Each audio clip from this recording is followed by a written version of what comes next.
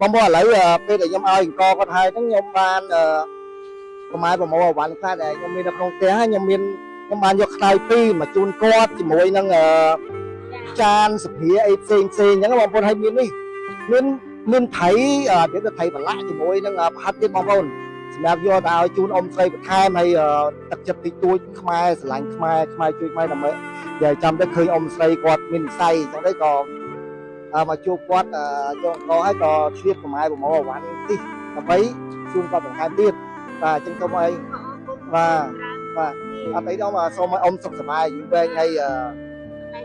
សម្រាប់ពុកម៉ែបងប្អូនដែលគាត់ត្រូវការគ្រឿងបន្លាស់គ្រប់ប្រភេទបងអាចទៅតង់ខាងមករាសម្បត្តិស៊ីហៃម៉ាន់បងណាខាងក៏គឺមានថ្មីកូពីស៊ីនគឺមានទាំងអស់អាចទៅតង់គ្រឿងបន្លាស់គ្រឿងឡានបងណាគាត់មានទាំងអស់អញ្ចឹងបងមានត្រូវការបងអាចទៅតង់ខាងមករាសម្បត្តិណាគឺភ័យបកគាត់ឈ្មោះមករាសម្បត្តិអរគុណច្រើន